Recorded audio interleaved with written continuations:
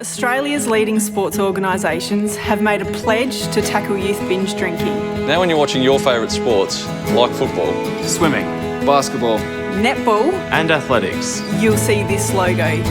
It's all about coming together to have a positive influence on our drinking culture. We're strong enough to say enough. And you can be too. Back your judgment. Stand up for what you believe in. Be the influence.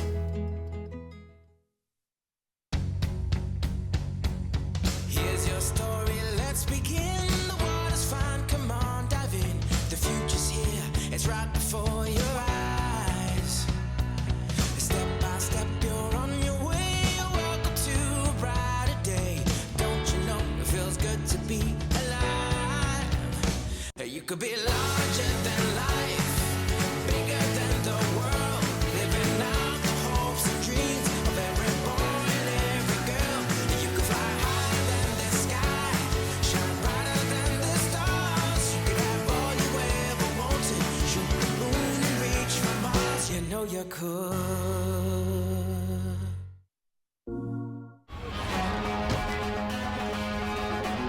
This is for the players.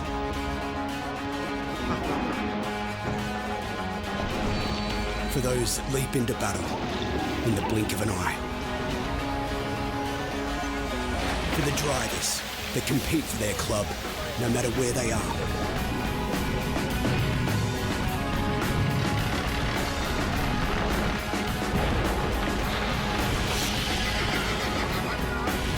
For everyone who has triumphs, tips and tricks to share.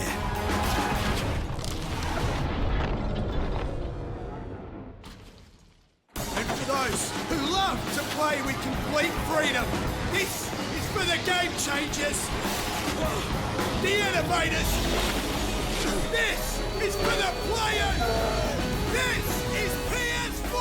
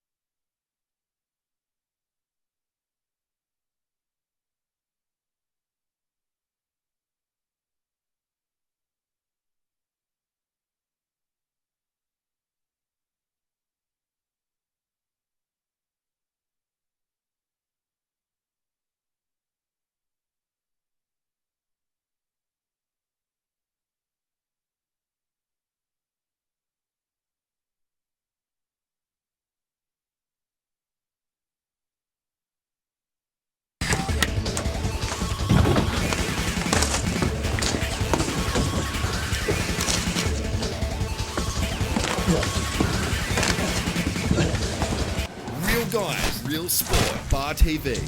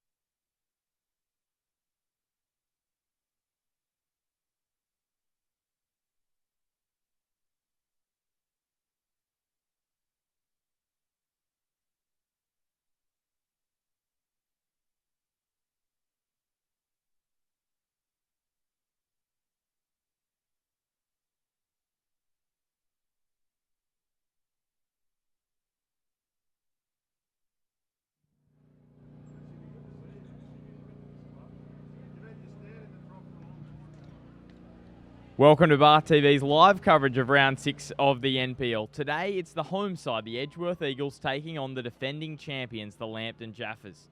After a flying start to the year with a 4-0 demolition of Charlestown, Damien Zane's side fell into a bit of a rut recently, losing 2 on the trot before a morale-boosting 2-0 win over Adamstown last weekend. On the other side, the Lambton Jaffers also had a great start to the year, a 3-2 win over the Jets Youth in the opening fixture. However, poor finishing in round 2 saw them fall to the grit and determination of Western, and since the engine seems to have been warming up. A 2-2 draw with the Magic, followed by a comprehensive win over Charlestown, have seen the defending champions climb back up into the top 4. Today is a crucial match for both sides to see who can get their spluttering seasons into top gear. A win for either side would see them into the top 4 most likely, depending on other results. However, a loss or draw could see them drop to mid-table, a spot both of these sides will be disappointed with. Blake Jarrett joins me today in commentary, and Blake is just grabbing the team sheet, so he'll be up here very, very shortly, and we'll go through the team lineup. So it's Edgeworth taking on Lambton on Bar TV. They're just running a little bit behind. Also a reminder that the A-League Grand Final live at 4 p.m. today, so not on Bar TV, but it is on at 4 p.m. today down at Amy Park, and that's why this fixture has been brought forward. Of course, a start to the year, both sides, as I spoke about in the preview, it was Edgeworth who won against Charlestown 4-0 in round 1. Round 2, they lost to Hamilton 2-0 and lost to Magic 4-1 at home on that Friday night match where the whole round was washed out. And then last round, they beat Adamstown 2-0. So players coming out to the ground now in this round 6 fixture. For Lambton, of course, round 1, a 3-2 win over the Jets Youth, a 2-1 loss to Western, and then a draw with Broadmeadow Magic, and then they knocked over Charlestown midweek at home.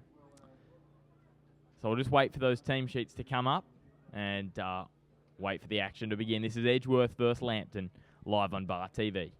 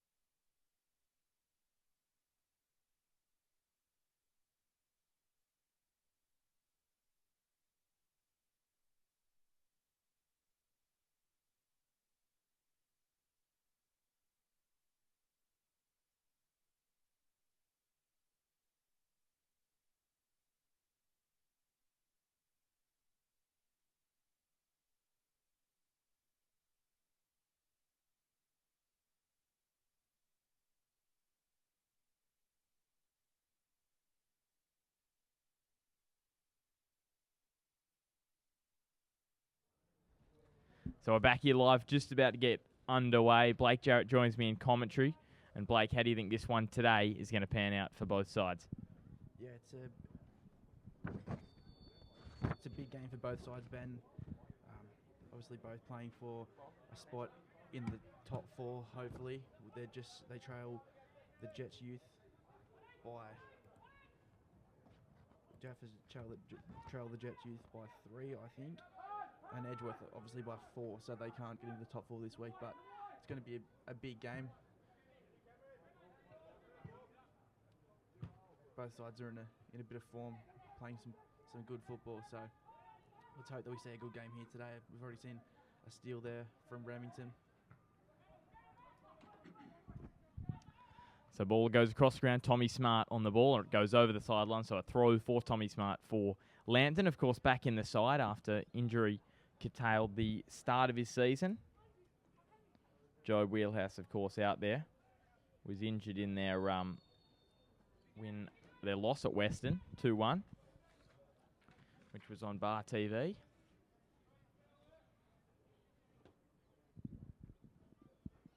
And Wheelhouse is going to take the free kick. Pretty quiet here at Jack McLaughlin early on. Ball goes down the line. McLaughlin chasing Smart. He cuts it back. And Jim Fogarty in goals takes that one nicely. And first match this season for Edgeworth on Bar TV. We've had the Jaffers a couple of times, so we haven't yet seen Edgeworth in action. It's looking long. Kevin Davidson going back and letting it run to Swancott. It's Tannock going back after it, and he knocks it up high towards Cameron Hughes. Back to Tannock. And now Hughes again looking long. Joe Wheelhouse is there. Tannock, of course, playing for Cohiba in 2014. Made the move to Edgeworth. Cohiba back in the third tier, I believe, Blake, if I'm correct. I think they're... I don't think they're in the new FM division. They are. I'm being told they are. So Cohiba are in the new FM from a local Cohiba, from a Cohiban local Cohibian, is it? Our cameraman Jack's from that area of the world, so very quick to correct me. Here's Luke Remington. I was watching his goal against Denmark in the 2011 Under-17s World Cup final group game. Scored in the 89th minute with a bit of a backflip after he scored and got the Aussies through to the round of 16 where they were beaten 4-0 by Uzbekistan, which is a bit of a surprise. As now it's with Edgeworth. Going down the left is Olazoma. He has come from Berkeley Vale to Edgeworth in 2014. And he played for Berkeley Vale, I should say, in 2014. And it's going to be a goal kick for Brad Swancott. So great to have your company. 3 minutes gone. It's Edgeworth 0, Lambton 0 after 3 minutes of this one on Bar TV in the match of the round.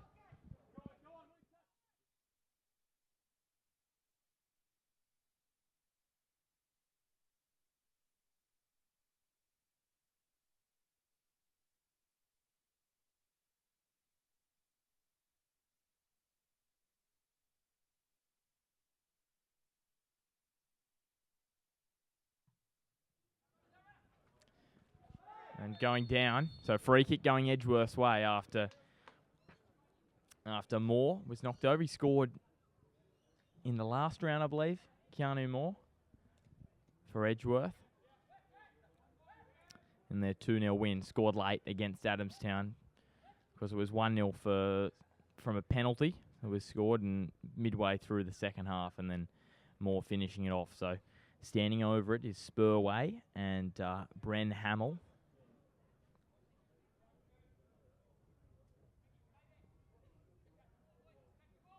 And it's Bren Hamill with a little chip towards Brad Swancott at the back. And he'll...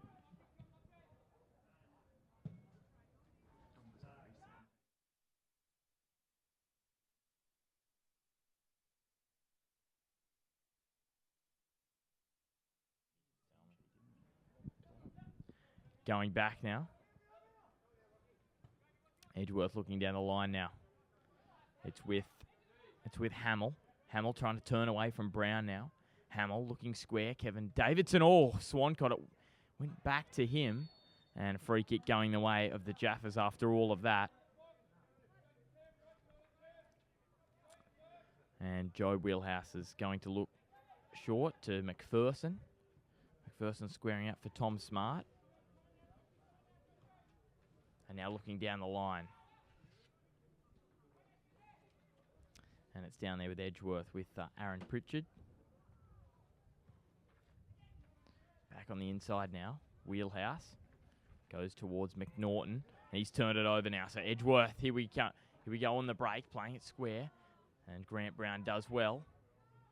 Formerly of the Mariners Academy last season, coming up to the Jaffers.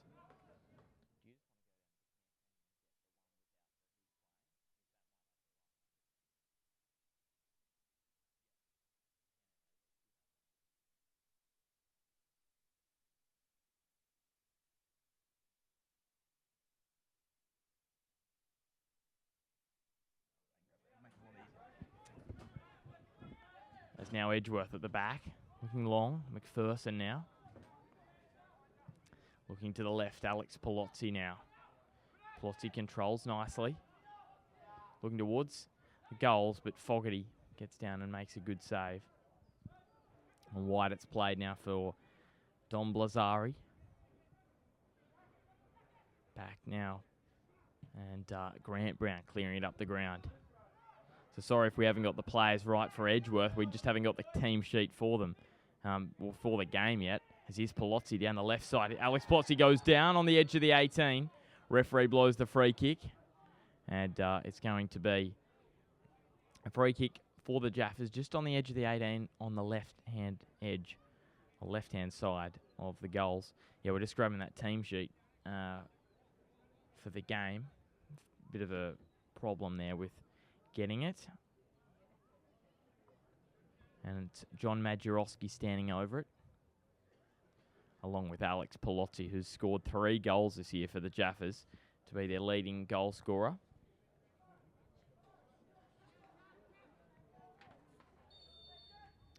We've been one of their star performers this year, Majorowski. And now it's flicked up the ground. Here come Edgeworth trying to break quickly. Down the line looking for Hamill. Hamill now down the right edge. Bren Hamill trying to cut inside Brown. He does so, Hamill. Can he square it back? He does so. The shot is over. First big opportunity for Edgeworth from Olazoma, who scored this season for them.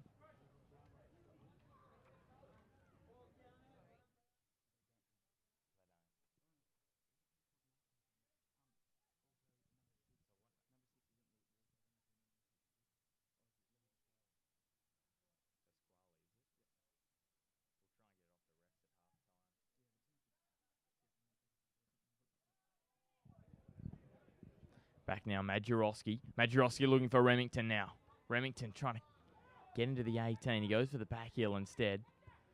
And it's now with Hughes looking to the middle of the ground. Back to Hughes again, down the line for looking for Taylor. Wheelhouse. Majorowski now. Back to Kevin Davidson. And Edgeworth have turned it back over. Going on a run now for them is Olazoma. Playing it wide for Blazari. Squaring it up, and Brown again clears away. Up the ground. And headed over the sideline there by Lachlan Pasquale in the number 6. Tom Smart with the throw to McPherson now. And Grant Brown now. Looking down the line for Williams. Comes off the side of his boot and over the sideline. And Edgeworth will go on the attack.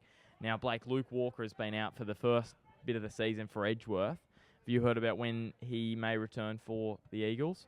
Yeah, it was initially meant to be the whole season, which would have been a big loss. But obviously, before the season, Damien Zane said that he will be back throughout the season. Presuming like the second half of the season. I've been told he's back at training, doing some light running and a bit of ball work, but a lot of it's been on most of it, if not all of it's been on his own. So it'll be a good game when he comes back for the Eagles. Yeah, that's right. Apparently got some very highly got some surgery which was different to what you would normally get, because he was out for the season and that's what everyone thought, and then he got special treatment that has sped up the recovery, and as you said, we'll be back mid-season.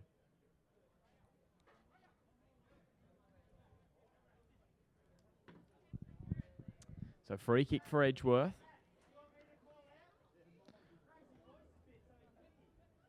On the right side. That's going to be Blazari to take it. Came from Italy in 2014. Dom Blazari, so definitely there'll be an interesting story there. He's going to look towards the middle of the box. We'll see what Edgeworth can come up with. Blazari goes back post. It's been put over. And it's going to be a goal kick for Brad Swancott. 10 minutes gone here on Bar TV. It's Edgeworth 0, Lambton 0.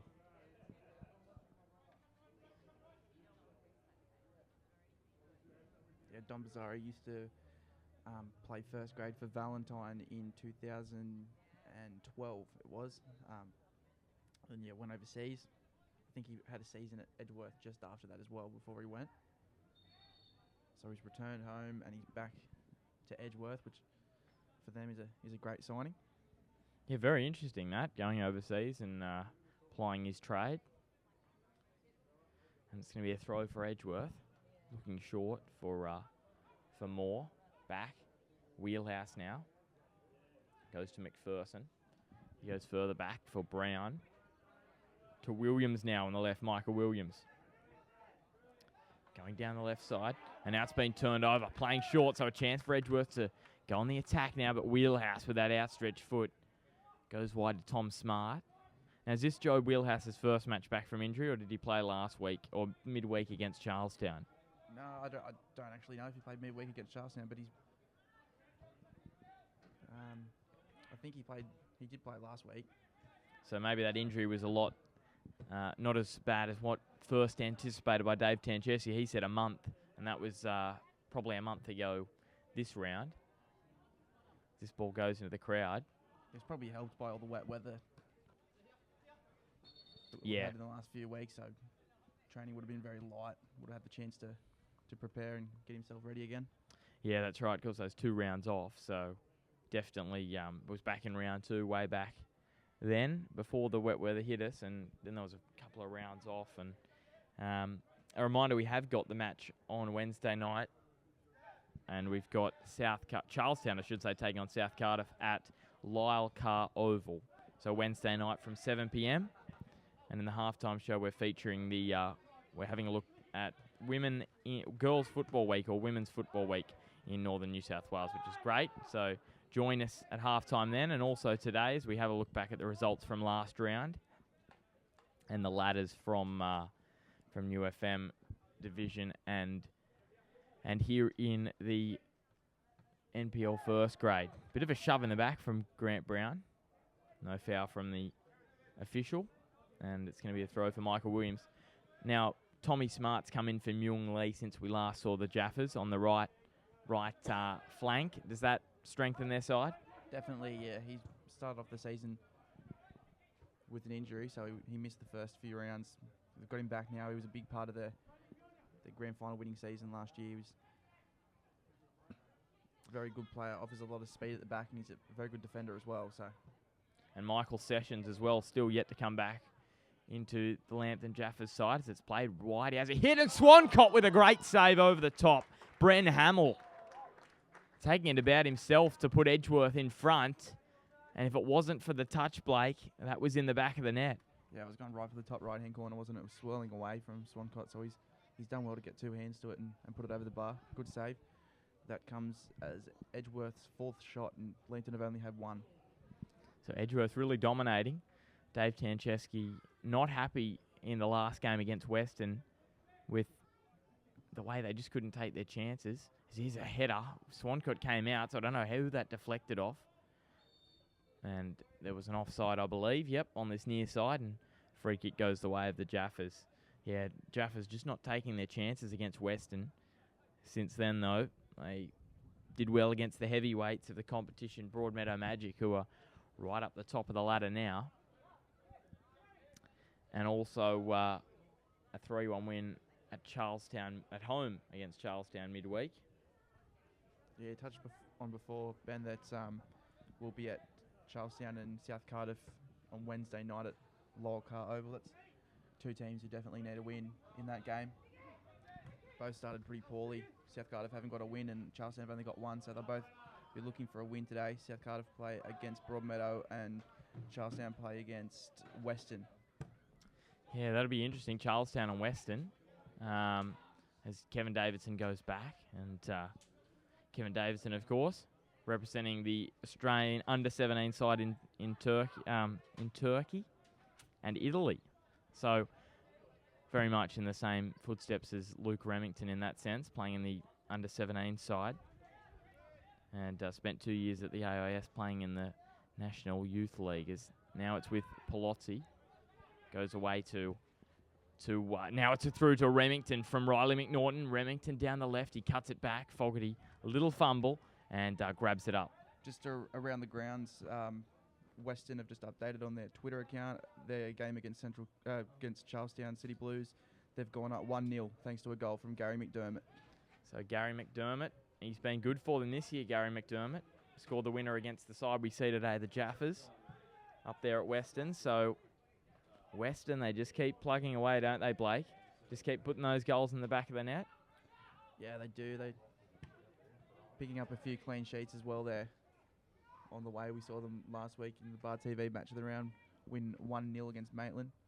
As Hamill goes down the right, he slips over, and now it's with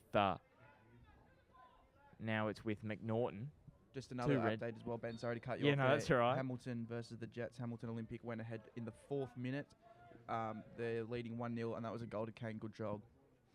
Well, there you go. The regular scorers are at it again. Kane Goodchild with his 3rd of the season. He scored a double in that match that we had at Adamstown, when Guy Bates also grabbed a double. Adamstown getting the win yesterday over Hamilton. 3-1 it was. Gary Kenneth finishing it. Here's Remington down the right. Luke Remington down the right edge of the 18. We know how powerful that left boot is. Cuts it back to Palozzi now. Palozzi, good foot in there now with Pete McPherson. Steps over it, back for with Palozzi, and knocked up the field. So Edgeworth get away and almost a chance to break, and it is a chance to break. It's with Hamill. Hamill's going to go one-on-one. Brandon Hamill hits it. Swancott, another great save. Well, he saved his side twice now, Brad Swancott. Very, very close. A near thing, and it's still 0-0. It's been very exciting. Total opposite to last week's match over the first 17 minutes, hasn't it? Yeah, hasn't it ever? I think we've had more action in the first 17 minutes than we did all 90 last week, so it's good to see. Yeah, it's awesome. I'm loving this. On the edge of my seat. 18 minutes gone. Edgeworth and the Jaffers, 2 attacking sides. And it goes over the byline. Yeah, just on expanding what you said before, Ben, Adamstown did beat Maitland yesterday with thanks to goals to Guy Bates, Nick Bale and Gary Kenneth, and Joel Wood scored Maitland's goal. Yes, Gary Kenneth with that one in that winner.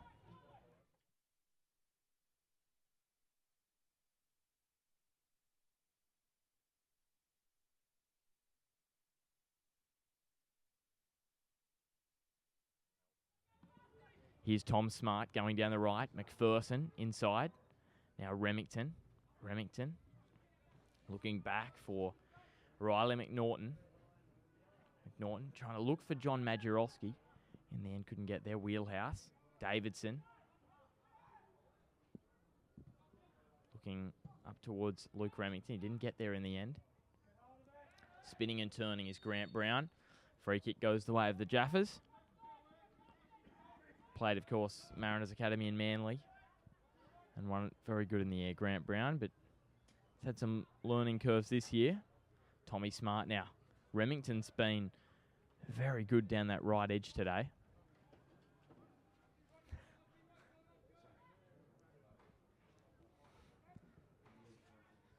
Majorowski squared away, and Edgeworth now down the ground. Looking long and wide. And now it's with Moore. Moore down the left. Good challenge there from Brown. He's been very, very busy so far in the game. And one thing I was speaking about with Blake earlier was Western last year only kept the 1 clean sheet, and already they've kept about 3, so they've been awesome this year. Here's Moore again. And he squared up. Edgeworth have dominated the attacking chances, and they're going to get another one now with the corner. Deflecting off Riley McNaughton's boot and over the goal line. And it's going to be Bren Hamill, who had a wonderful one-on-one opportunity to open the scoring a few moments ago, but Brad Swancott thwarted him.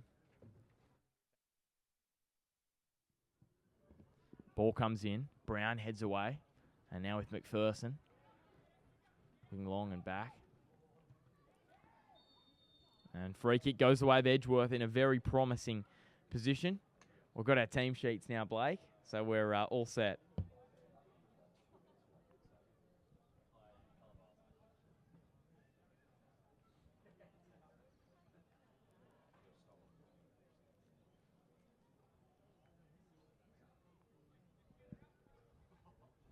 Standing over it is Bren Hamill.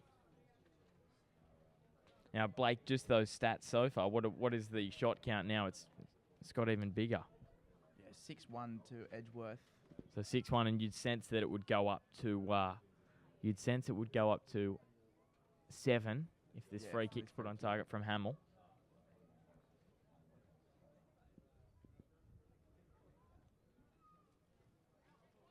Cameron Hughes, I'm sorry, is standing over it, and here comes Hughes, knocking it just over the bar there. Swancott just watching it go over. I've got 7-1 there. I may have missed a Jaffa shot. I'm sure they would have had more than one shot in 21 minutes, but It's definitely been all Edgeworth, Blake. They've Jaffas have been down there, but they just haven't had many shots. As here's Cameron Hughes again, putting some pressure on Grant Brown. He's been in the thick of things this afternoon. Ball looking up front, but Majorowski now on the ball. Williams now. Back for Brown. And further back now for Swancott. So just repeating those scores, the other grounds. Western up 1-0 against Charlestown. And Hamilton up 1-0 against the Jets Youth. That one's at Darling Street. And those other scores here this afternoon at Jack McLaughlin. 4-1 in the under-19s to Edgeworth, and then a 0-0 draw in the under-22s, which finished a few moments before this one got underway. Williams now down the left side. Touch was a little bit too big. Pressure put on him. Pressure put on him by Brodie Taylor. Down the line now, Taylor. Grant Brown with the header away. Now with Pete McPherson. McPherson squaring it back towards Swancott.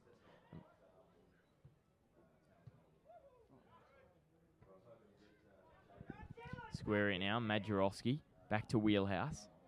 Tommy Smart. Good challenge there. Edgeworth, bit of pressure put on. Brown looking wide for McNaughton. It's intercepted by Cameron Hughes. Hughes now down the right side. He's got plenty of space, Hughes. Squaring it now. Squaring it now for Taylor. I should say more. And now with Palozzi. Brown, Remington, McNaughton, I should say. Smart. Got it eventually. McPherson now across to Tommy Smart. Now, Blake Michael Bridges still on the bench today. Just see what happens here. Back to Fogarty and goals. He's on the bench today. There was an article in the Herald yesterday. He seems to be getting itchy feet. Wants to start the games for the Jaffas.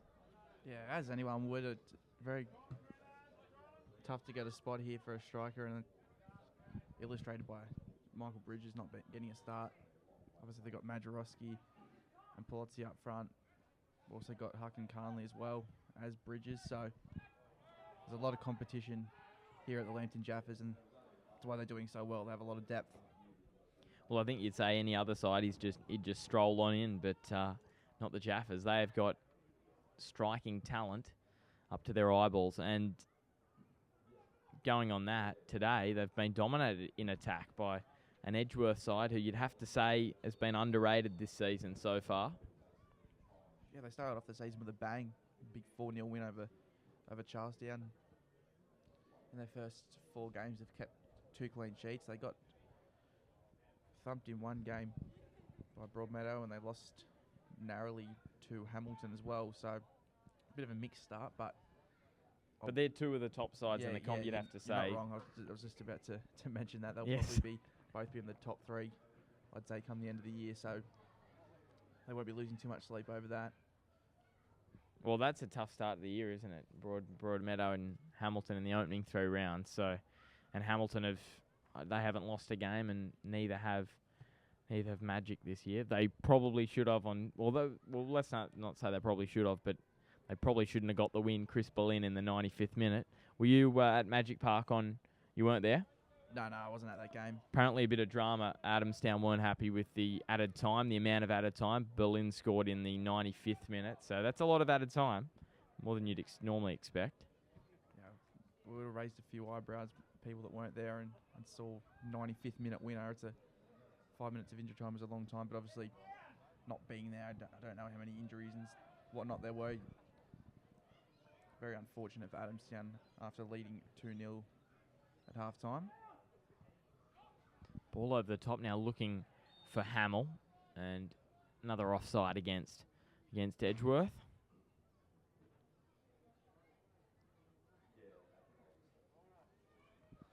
Edgeworth this year, well, I should say last year, both sides were pretty good in defence. Lambton kept the 8 clean sheets, and Edgeworth kept 7. Edgeworth already with the 2 clean sheets this year, and Blake, Lambton haven't kept a clean sheet yet. Do you think that's got to do with, of course, not having Sessions? Sessions still not back. We'll just watch this. Oh, good header from Brown. Gets the danger away. Do you think that's got to do with not having Sessions and Tommy Smart? Yeah, I think they'll take some time to settle in. Obviously, just before the start of the season, they had Dennis Vajovic leave. He was a great defender for them last season. They've just had Tom Smart come back. They've had Sessions out, so it's sort of not a new look back line every week, but they've had to adjust, and they'll be boosted when Sessions comes back, but then they'll again need to adjust to that as well. They've definitely had some hairy moments early on in this one. But here's Michael Williams now. They go on the attack and they win their first corner of the afternoon, Lambton. Edgeworth really dominating that portion of the game so far, and I think our necks are getting sore from constantly looking to the right. Now it's over to the left. The Jaffers down the attacking end. And it's Alex Palozzi standing over it. Palozzi looking near stick. Remington was Fogarty, did well and knocked it out with his hands. Palozzi now looking towards Luke Remington, who was going to have a bicycle attempt, I think, is with Smart. Yeah, Tom Smart winning a free kick there, so we're going to get another shot here from the Jaffers. They'll have a number of players wanting to stand over it. Wheelhouse can hit one from here. Majorowski with the left foot would probably be preferable, and it does look like it's going to be John Majorowski to hit this one. I'll tell you who I would want to be taking a free kick from here, and I think that's Guy Bates. I think that's the exact position he scored from with his right foot at Adamstown Oval against Hamilton. So we'll see if Majorowski can put himself, former NSL player, Majorowski. Oh, he goes short to Remington. Remington has a hit. In the end, that little plan falls flat on its face, and it's with Smart back. Edgeworth eating that up for breakfast. Remington really didn't even seem like he was on the same page as Majorowski. Wasn't expecting it. As here come Edgeworth now, down the middle. And Smith getting in on the act. So I should say Taylor. And now a volley very meekly going to the left. And Swancott will have another goal kick.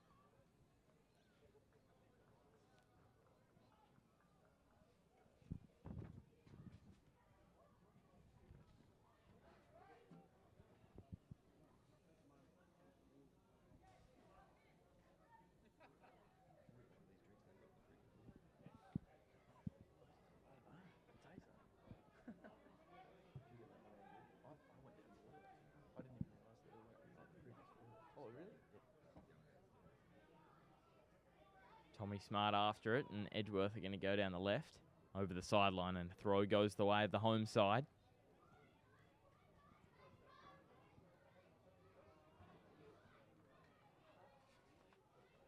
Looking back, and for Olazoma, squaring it back to Swancott, pressure on him, and he knocks it up towards halfway over the sideline, and another throw goes the way of Edgeworth. Last year, 10 matches at home, 6 wins, 2 draws and 2 losses. And they only had the 1 win away, so it was definitely a fortress last year, Blake, here at Jack McLaughlin. Yeah, I think one of the losses was against Lambton. We had a Bar TV match at the round here, and obviously Peter McPherson scored a bit of a thunderbolt of a volley, and I think Riley Mint-Norton headed home a winner. Yes, he did in the last minute, 2 minutes to go, or 1 minute to go, so... Yeah, and Danny Island had a bit of a scuffle with the crowd down Jim Fogarty's end, which he's currently at. So it was all happening that afternoon. Yeah, it kicked off a bit down there, but obviously that's not what you like to see, but it's sort of created a little bit of a rivalry between these two sides. Definitely not too much dirty play so far in the game, I'd have to say. Not not that many free kicks, no yellow cards. You normally see them at the back end, definitely. Well, here we go. Just as I say that, free kick immediately happens, as it would. And Jaffers will get it just on this left-hand edge of the park. But what have you made of the opening 31, Blake? Very, very interesting game, isn't it? It's been, I won't say end-to-end, it's been all Edgeworth, to be honest. 8 shots to 2 in Edgeworth's favour. As I said, after 17 minutes, it's a lot better game to watch than the one we were at last week, and it's just kept on going. For the 14 minutes after that, I wouldn't be surprised if Edgeworth. Here's Hamill, sorry, Blake, just down the left. We'll see if he can cut it back. Oh, challenge, and what is... Well, we're going to see, is it a red? It's going to be a red card, and it's going to be a red card for Bren Hamill. He's been sent from the park, and Edgeworth are down to 10 men. Well, that come out of absolutely nowhere. Ball running back to McNaughton, Grant Brown, is it? Just trying to get, yes, it is Grant Brown. He got absolutely cleaned up. Referee's whistle immediate. And Bren Hamill is making the slow walk. Towards the dressing sheds. There he is. And Blake, what did I say a moment ago? I say there's nothing dirty going on in this game. Perfect game. And then we see the first red card on Bar TV this year, which is not something we want to see. And, well, you'd have to say now the Jaffers have got a big chance to get the 3 points at Jack McLaughlin today. Throw from right down in front of us now. Packet goes.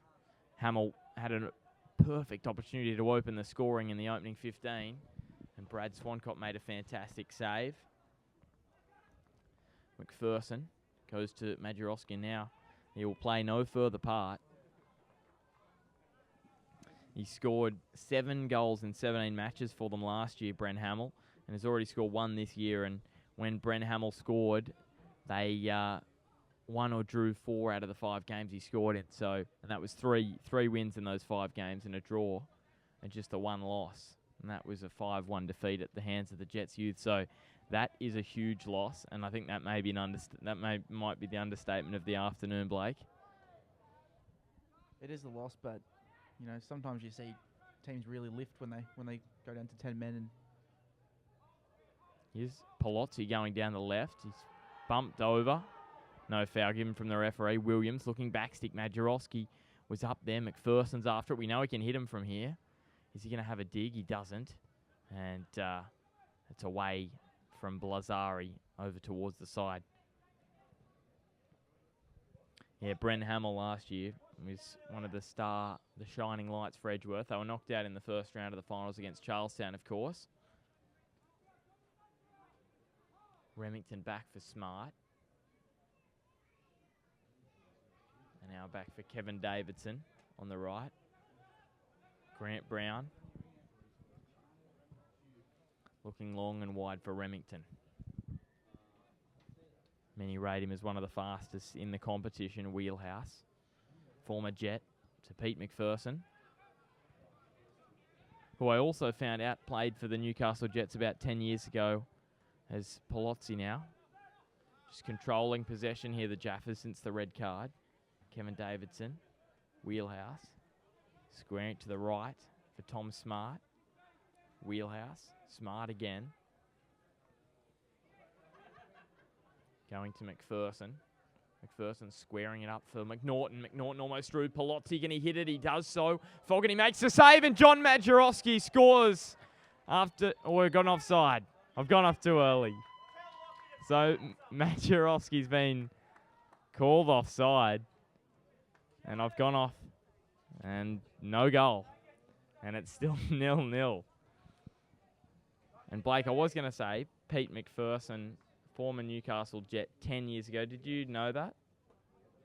I didn't until the other day when I was reading the paper and had that list of all the players who had played for the Jets. That's right, yeah. Dream Team thing, and I saw his name there, and yeah, I didn't know that at all. You didn't happen to see how many games he played for them? I think it only said 1 from memory, but I'm not 100% sure. Well, So they've got more than a couple of former Jets, the Jaffers. Got a smorgasbord of former Jets. They've got Wheelhouse and They've got Wheelhouse, McPherson, and also a bloke called Michael Bridges as Remington's taken down. Is this going to be a card? No, doesn't look like it. Remington's gone down, and Dom Blazari with a bit of a shoulder to the head, but there was nothing intentional at all in that. And free kick goes the way of the Jaffers. Yeah, as well as having those A-League players, ex-Jets players, they've got Aiden Palazzi as well. He came through was an Edgeworth junior, but played for the Jets youth last season.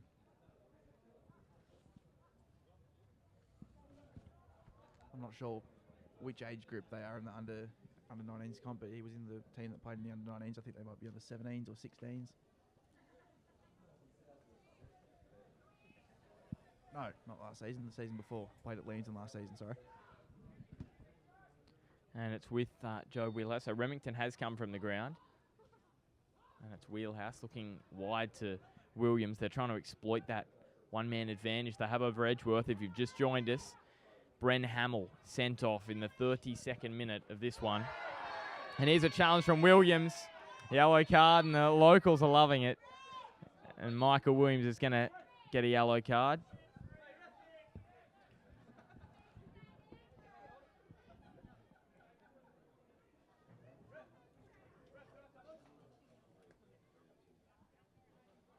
Bit of a cynical challenge, that one, on Brodie Taylor-Blake.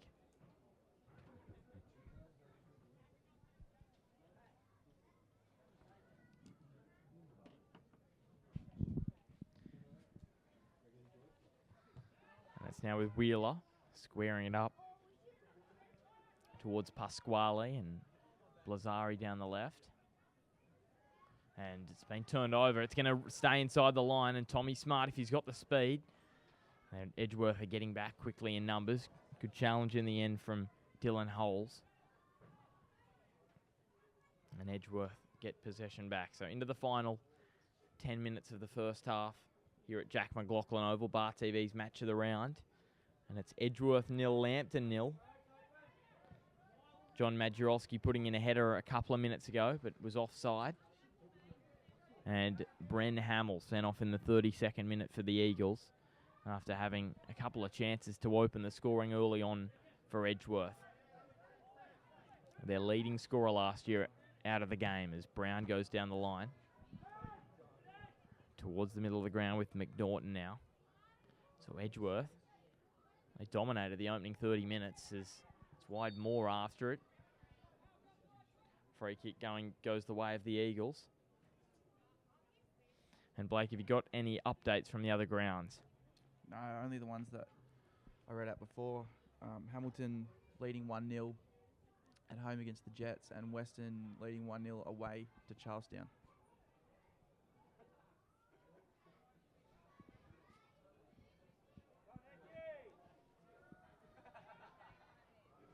It's Pasquale that is standing over it. Goes wide now. And it's Evans. Evans going back. Tommy Smart with the pressure on him. From Holtz, goes back to Pasquale, the midfield, playing it square. Oh, and now McNaughton's taken down. No foul given from the referee. It's with Hughes. Down the right-hand side, Cameron Hughes. Can he cut inside Smart? Hughes still on the ball, squaring. Tom Smart ricochets away, back to Williams. He looks down the line. And over the sideline, and a throw goes the way of Edgeworth. So the tempo and the energy in this game has just gone up in the last 5 minutes or so since the red card. Both sides going in a little bit harder, Blake. As Swancott now will throw this one, will go long, you'd expect. How do you think that red card's going to play into Lambton's hands over the next 50 minutes of this one? I'd be only guessing if I made a statement. I think because it can sometimes put pressure on you, can't it? Sometimes it does, and sometimes it doesn't. We'll just have to see the way that Edgeworth react. I think that's what really will determine how the 10-man impacts this game. Well, here goes Moore now down the left side. Keanu Moore squares it back. He's been everywhere today, Joe Wheelhouse. Cuts out everything and looks back to Davidson. Just repeating those previous scores on the scoreboard behind now. Just went past, but it was 4-1 the under-19s to the Eagles. And here's Joe Wheelhouse. Is away. A good ball from Alex Palozzi there. He's got Remington on his left, but he shoots himself. 41 minutes gone, and Joe Wheelhouse opens the scoring for the Jaffers, Ben. There you go. So Joe Wheelhouse putting Lambton ahead.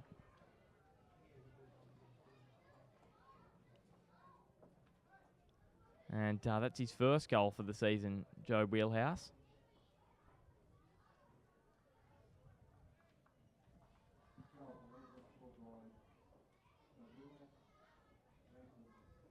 And after that red card, Edgeworth, well, that's going to be a very, very tough job now to come back into it. So Edgeworth 0, Lambton 1 after 42 minutes.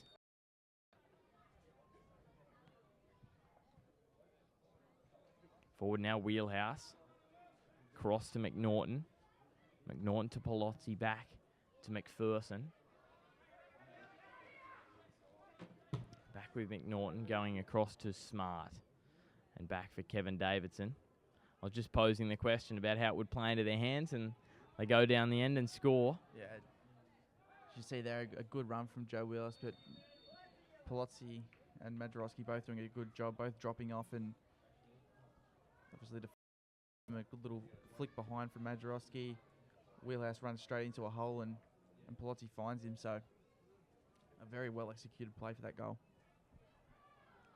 Of course, Wheelhouse stealing the ball for his side just down his own end and then going down, running away and slotting it home past Jim Fogarty in goals for the Eagles. It's Pasquale who's standing over it, looking towards the back post for the Eagles. Here we go, he looks in, and it's been put into the back of the net, and Edgeworth have got one immediately back. I believe it's Brodie Taylor that's put it in.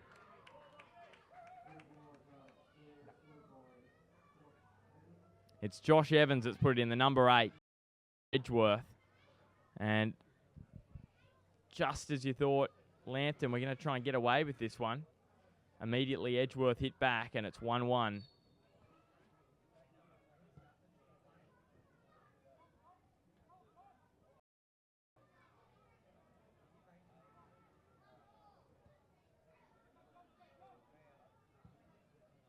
Ball now looking for the back post for Madjurowski. Free kick, well positioned, wasn't it, Blake? Yeah, perfect range for a right-footer to swing it in. All you need when the ball's curling in on goal there is just a touch, and as you saw there, that's what it got. Josh Evans, the big central defender, heading home. And if we were thinking they might struggle with Brent Hamill out of the side, and just confirmed Edgeworth with the set piece, putting in the back of the net. Yeah, they've had a bit of trouble with red cards at Edgeworth. That's their third red card. I think it might be the second straight. They had red one card. in the opening round against Charlestown, didn't they? Yeah, Aiden Bryce has been sent off twice this season already. Round 1 and then round 3 or 4. So obviously they're without him today.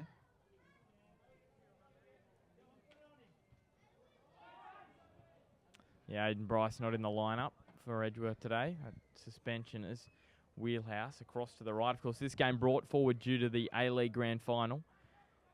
Melbourne victory in Sydney FC. That's on at 4 o'clock this afternoon.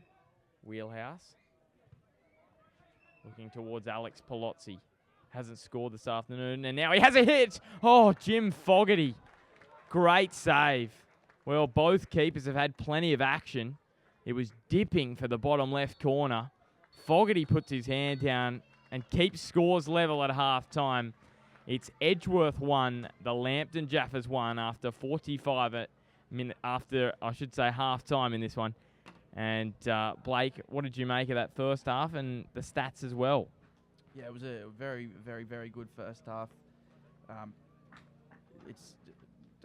well deserving of the title of match of the round. Obviously, we're not at the other one, so we can't see what's going on. But they have to be extremely good to be better than this game. We've had a red card, and a good opening goal, and then an equaliser straight after. So it's had everything this game, and I can't wait for the second half.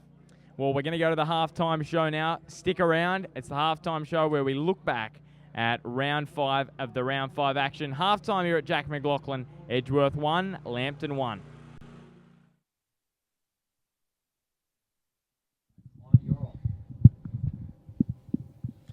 Hello and welcome to the round 6 halftime show. It's great to have your company. This week, Blake couldn't make it, so we've got a special guest, Emily Frost she's the club captain from the Rosebuds. Of course, it's the women in football round this round, and we're doing an interview with Emily I did an interview with Emily, and that's going to be on Wednesday night, so make sure you all tune in for that match between Charlestown and South Cardiff at halftime, and you'll see all of that sort of stuff and chats about the Women's Premier League as well. Now, it's time to go into the results of the round round 5. We had the Jaffers and Magic in the battle of the heavyweights, a 2-2 draw there. And then we had the Jets Youth and Charlestown, a 3-1 win to the Jets Youth. I'll leave the Rosebuds match just for a sec because I've got to speak to Emily about that one.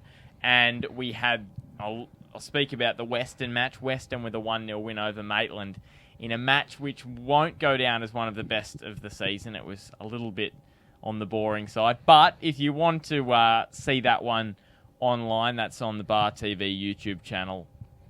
And the coaches' interviews are all there to have a look back at that. Of course, Maitland yet to get off the mark this season, so they're under a little bit of pressure. And Western, on the other hand, up close to the top in second spot. Hamilton Olympic in the final match got a 5-2 win over South Cardiff, so it'll be interesting to see how South Cardiff do go this year because they've got a couple of draws and they've struggled the past couple of rounds, and even in the FFA Cup they were knocked over 5-0 by Edgeworth. So that'll be interesting. This is the thing I wanted to speak about, Emily. 2-0 Edgeworth over Adamstown. Adamstown, with all those players, they're struggling at the moment. What would you put that down to? Yeah, I really don't know what it comes down to. I think they're training well. They're having some really good movement. I think sometimes they're just lacking that that creativity in the final third. Sometimes it seems to be breaking down a little bit, and switching off at the back sometimes is causing them a few problems in terms of not keeping a clean sheet. But otherwise, they're playing some really good football. It's just a shame they haven't been able to pull a couple of wins out of some of those games. Well, we had Adamstown's match against Hamilton Olympic a couple of weeks ago, and they played really well that night, and they only just went down to Broadmeadow, I think it was a couple of nights ago, and that almost made me cry. Yeah. The way they lost that one, Chris Berlin scored in about the 95th minute after they led 2-0. Yeah, the injury time goal, it would have been a heartbreaker. But I think they have had those quality teams. Olympic and Magic are both obviously, heavyweights in this competition. So for them to get really close results is a good sign for them. And when they come up against some of the teams, at the same level or just below them, I think they're going to do really well. Is there a bit of pressure on Graham Law? I think there's always going to be a little bit of pressure on Graham Law, but I think he'll be able to handle it, and he knows what he's doing, and he'll be able to, produce the results when it's important. Well, he took Maitland to the title last year. They only lost one game the whole season, so that was in the new FM division. So I'm sure Graham and all those new players as well, they've got to have time to sort of mingle and get that structure together. Now it's time to have a look at an interview we did with Chris Turner. One of our reporters, Jack, did an interview with Chris Turner, the Maitland coach, about him leaving the club, and here it is now. Well, we're joined here by Chris Turner, the former coach of the Maitland Magpies here on Bar TV, and thanks for joining us, Chris. It's been a big few weeks in northern New South Wales football and a big few weeks at the Maitland Magpies. Tell us about the decision to part ways with. Yeah, sure. Look, the decision was a joint one. We just got to a point where we felt that between us things were going to go okay without me. So at the beginning, when we were first engaged or we were talking, and that was in August last year, my job was to come in and do a couple of things. One was to bring some experience that they didn't have at the club at the time, and the other thing was the other big thing was just to make sure we were going to be at a point where we would be competitive at that level. So having some recent experience in that area, they thought that I would be a good choice to fill that role for them. Now, you also talk about that fact, having that experience. You've got a bit of top grade experience. Tell us a little bit about that. Yeah, I've coached at Broadmeadow in reserve grade and under 23s, coached at Gahiba. Then I went to Lake Macquarie and coached over there for a few years. At Lake Macquarie, that was really, really cool. We had a year, the club's pure intention was to get promoted. We went through that season without dropping a point. In fact, so no draws, just all wins. And we had some amazing players and some really good people at the club. So that year was very successful. Then we got promoted and then we ran second in that following year. Ended up getting beat in the end by Broadmeadow, who deservedly won that season, but we held the top spot for a good part of it. So we had that transition, and going back to Maitland, I think that they could see that I'd been there and done that one before, and knew what it looked like. Fantastic. Now, you also mentioned there I shouldn't say mention, but how long was the club chasing you for? Maitland obviously keen to bring that experience to their new top division team. We spoke for a while. I mean, they'd spoken to other coaches as well. I think mainly Damien Smith, and he and I were talking around that time. And for me, I couldn't see it as a possibility. When I got the initial phone call, I was in Victoria, in country Victoria, and there was no way. If I wanted to get home, it's 10 hours away, so it's just not going to happen. But they kept coming up with solutions, and I think a period over a few weeks to a month. It got to the point where I thought, maybe this can work. Reece Thompson was a big part of all of that. He was definitely going to hold the reins whilst I was away. So, probably about a month, but, there was some fairly strong conditions in there, yeah. Now, you talk about Reece Thompson. Obviously, the plan all along was to build him up so that he could coach the team in a full-time first-grade top coach position. Yeah, that definitely was the plan. And you know what, we got to a point recently where I was just looking at it. We decided he would run all of the sessions at training and I'd oversee them. So for me, travelling and then coming back, if I'm only away one session every few weeks or whatever, just to have that consistency at training and whatever, he delivers all that, and then I just look at it, and eventually got to the point where, what am I actually, how important is my input? And looking at Reece and where he's up to, I think my opinion is he was good to go. Fantastic. We'll take a cut. Now, you're obviously finding it tough to balance work and coaching at the top level. The club was obviously aware of this when they took you on. Yeah, I wouldn't say it's tough balancing it. It's been a known what we're going to do and how we're going to manage it. So, I don't think it's tough. It's just one of those cases where, look, I had something that potentially they wanted and I was able to fill it for them. But is it ideal? No, not really. Upon reflection, I think that it might have been a lot better for the club to get someone that can give it all of their attention, not just some of it. Fantastic. Now, that probably brings that underlying issue. There is that thing about that professionalism. The sport is very quickly moving forward, and unfortunately a lot of the time there isn't the money there to back it up. In Sydney, we see NPL coaches and coaching staff are all full-time and paid. Do you think the Northern New South Wales NPL will ever get to that stage? We could do, and maybe sooner rather than later. If you look 5 years ago, where we were and then where we are now, and then maybe 5 years in the future, things could change that way. We've already got one of the clubs having a full-time general manager, so we're definitely edging in that direction. Fantastic. Now, the big question is Chris Turner going to make a comeback to coaching, or is it time for a little bit of spectating in the stands? Yeah, definitely time for spectating in the stands. I'm keen to go and watch a few of Maitland's games this year, so I'm not going to be a stranger there at all. But yeah, I can't see anything in the near future. I'd need to do my B licence. That's not going to happen. We're only because we're going on a holiday at the end of the year with the family, and so I don't have the time at this point, so I can't see it now. Happy on the bench, mate, or in the stands for sure. Well, thanks very much for chatting with us here at Bar TV, Chris. It's been a pleasure, and we wish you best of luck for the future. Yeah, thank you. Yeah, cheers. Okay. Welcome back to the second half action in the round 6 match between Edgeworth and the Lambton Jaffers. It's great to have your company on this Sunday afternoon. Early time slot, of course, due to the A-League and the full halftime show. If you want to have a look at all the ladders, we've had a very shortened halftime, and you can check all that out online at the end of the game along with the coaches' interviews. So get all that and we're back underway, second half, across to Remington. Had a very, very quick, we had a very, very quick end of the first half, with 2 goals in the final 5 minutes. And Michael Williams going back to Davidson.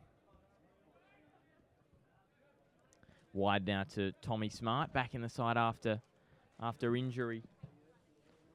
Curtailed the start of his season, you could say.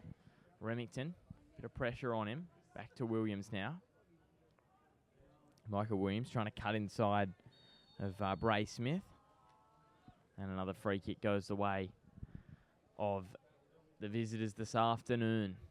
So very exciting. First half finished off by a couple of late goals.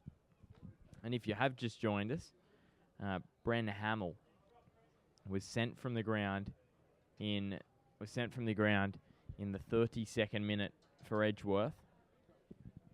And those goal scorers, Lambton's Joe Wheelhouse in the 41st and Josh Evans in the 43rd from the set piece. Remington squares it to Palozzi. Palozzi has a hit, and McPherson goes back to Remington. Remington looking back stick. Wheelhouse is there. He controls. Davidson couldn't get there, and now a long-range effort from McNaughton, always fading wide. And Jim Fogarty have the goal kick. And Blake, that save from Jim Fogarty right on half-time on Alex Palozzi, how important do you think that could be in the final? Yeah, extremely. That was I think that was one of the last kicks of the half, so if he scores that, they go into half-time with a lot of confidence and come out with even more confidence. So it was a very good save. It was a very good shot. Like it went extremely fast. It looked like it was going right into the bottom left-hand corner, but he's stuck an arm out and he's done well to keep it out. It was like a tracer bullet for the bottom left corner. We've seen some great saves as well from Brad Swancott. Bren Hamill had some golden opportunities, couldn't finish them in the opening 15, and Brad Swancott, great save on a one-on-one chance. Williams now with Remington. Remington trying to play back it to Williams. Good work from Josh Evans, the goal scorer from Edgeworth, and he knocks it up the line. McPherson now. McPherson to Majorowski. Back to McNaughton. Now with McPherson doing well at the back. Edgeworth to scramble it over the sideline. That's Pete McPherson and John Majorowski in there, putting a lot of pressure on the Edgeworth goal. And you'd sense after seeing the first half being dominated mostly by Edgeworth before the red card, the second half already Lambton down the attacking end, have been down there for much of the second half, as Kevin Davidson with a shot going over the bar. And only a goal kick for Jim Fogarty. Just some scores around the ground, Ben. Those 2 scores that I brought you before, that's what they remained at halftime. So Western were leading Charlestown at halftime 1-0, and Hamilton were leading the Jets 1-0 at halftime as well. Now, is there another game on this afternoon that we haven't got scores from? Yeah, it's Broadmeadow and South Cardiff. So that one started at 2. The rest of them started at 1:30. Oh, I see, yep. Yeah, I do remember reading about that. This goes back to Fogarty. Fogarty now down towards our broadcast position, and we did have a ball in the under-22s almost clean up the camera, which would have been interesting. Going to you with maybe not even been able to bring it to you if the ball had have cleaned up the camera. Yes, a cameraman Jack is saying that it would have been a radio segment. 100% agree. So it would have been interesting. Now with Brown going back to Swancott. Wide to Davidson. Of course, the Knights in the NRL playing this afternoon in Newcastle, so it's all happening. Palozzi squaring it for Majorowski, couldn't get there. Cut out nicely. Now it's Pasquale. Probably trying to get the ball. And in the end, ball just rolled away too quickly for him and draws the eye of the official. And it's going to be a free kick for Joe Wheelhouse and the Jaffers. Looking wide for Williams. And good pressure there from Bray Smith. Bray Smith down the right side for Edgeworth. Got a bit of pace, Smith. Flying down the right side. Putting it in, cutting it inside. It's Joe Wheelhouse again. He's been wonderful for the Jaffers today. As it's now with Wheeler going to Taylor. Wheeler to Taylor. And now with Olazoma. Down the line now. Charging after it is Olazoma. Can he stop it inside the byline? He does so. There's no flag from the official. And still Wheelhouse not having the best clearance there. Still with Edgeworth. Looking to the left. McNaughton putting a bit of pressure. Pasquale over towards this left side for Blazari. Blazari now. Back to Moore. Got a score for us, Blake? Yeah, at Broadmeadow, South Cardiff have gone up 1-0 over. Gee.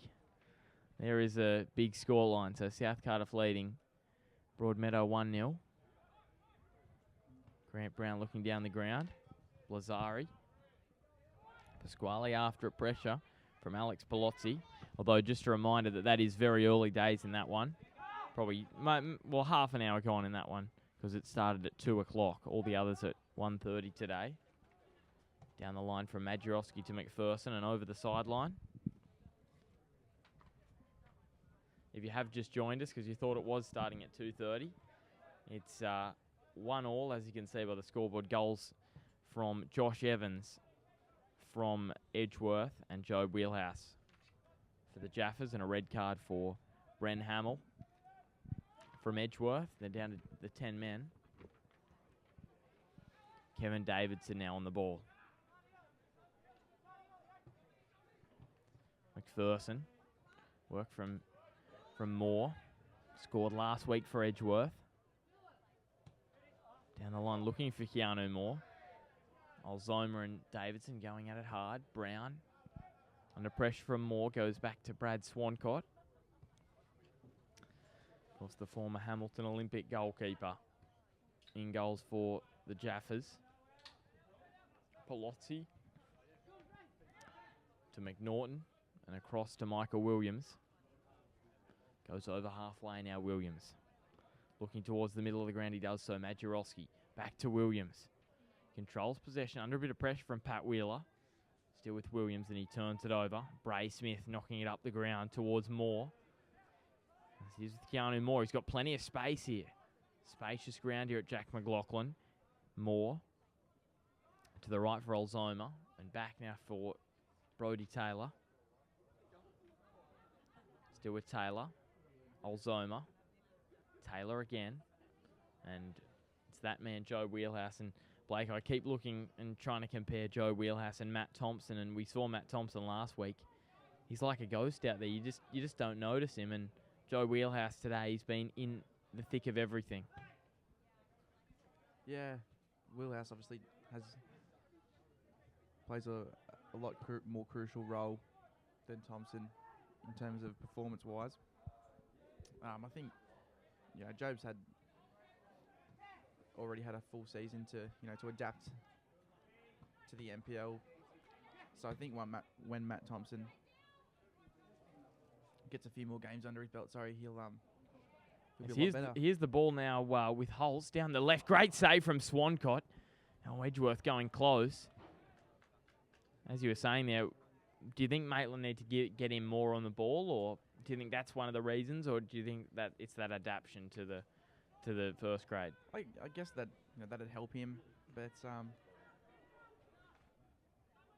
think if he takes a leaf out of just looking at the action here, takes a page out of Joe Wheelhouse's book. Joe puts himself in positions and he demands the ball. It's not so much to Lambton looking for him and getting the ball to him. So I think that's something that Maitland will benefit from, though, getting Matt Thompson more into the game. Yeah, Maitland, of course, no wins this year, and only that draw where they led 2-0 against South Cardiff in round one. South Cardiff fought back and got the draw in the second half. It was 2-0 at half time. And you'd have to think, I think, Blake, that Maitland are struggling. Just they've recruited really well, but the players just aren't gelling yet. I think that's the one thing you've got to say is here's Remington. We know how quick he is.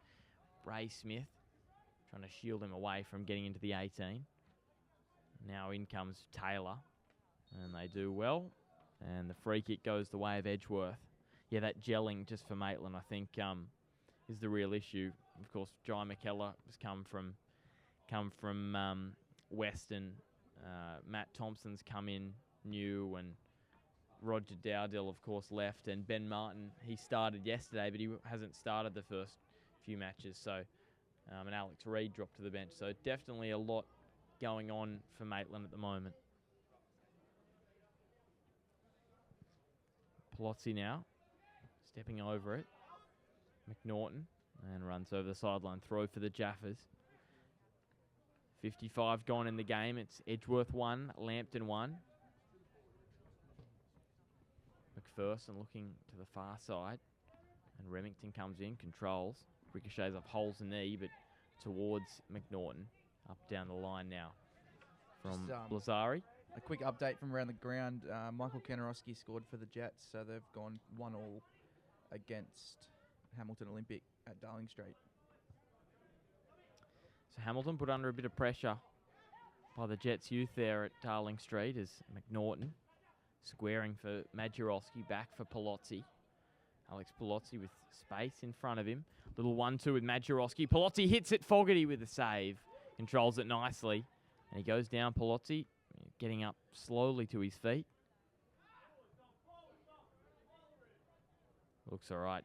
Just a little bit of a bump, and Blazari now down the left. Looking for Keanu Moore and Olzomer. McPherson's there, and it's now with the wheelhouse. Pulling the strings for the Jaffers today. And now Palozzi. Palozzi with a chipping ball looking for Remington. That was well cut out in the end, and Edgeworth now trying to control possession. Can't do so. Alex Palozzi trying to get around Edgeworth. Edgeworth's defence. Charging after it, Olzoma. A bit of pressure on Brown now. Back to Swancott. And Blake, midweek, we've got, of course, South Cardiff, you were saying, leading Magic 1-0. We've got their match against Charlestown. Bit of a mid-table battle. And it's going to be very important for both those sides on Wednesday night to get the 3 points, isn't it? It definitely will be, especially depending on how today's games go. South Cardiff obviously are leading against Broadmeadow, but Broadmeadow have got a lot of firepower and definitely have the potential to come back and get a win there. And Charlestown are losing at the moment to Western, so both of those teams definitely need 3 points. As here it is with Brown, so we'll see what happens for the rest of that one at Magic Park. South Cardiff and Broadmeadow Magic. And then on Friday night, we've got the big battle, bit of a blockbuster, Magic up against the Jets youth, who have been very impressive, haven't they, Blake? The Jets youth ever since they were knocked over by the Jaffers in round one, they've been pretty good. Yeah, they've had a draw and 3 wins since then, so it's really sparked them back into life. They were a bit lackluster that day, but I think one game is all it took for them to start firing again.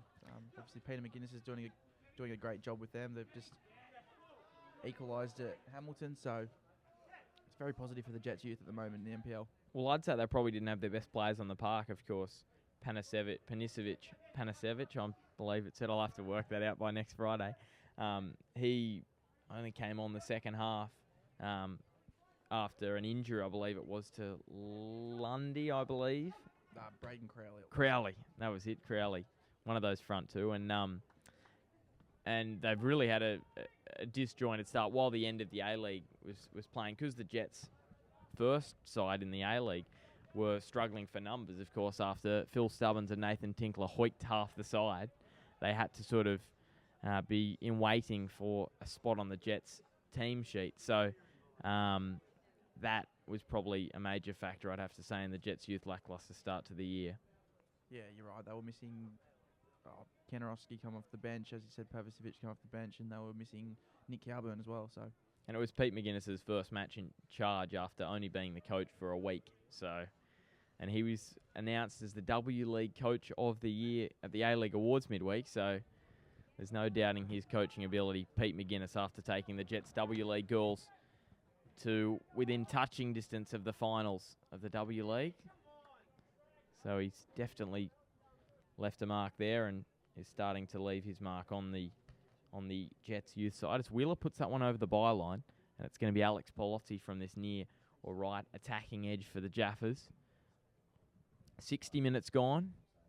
It's Edgeworth 1, Lambton 1. Looking back post, not many Jaffers players in the 6-yard area. They're pretty deep in the box.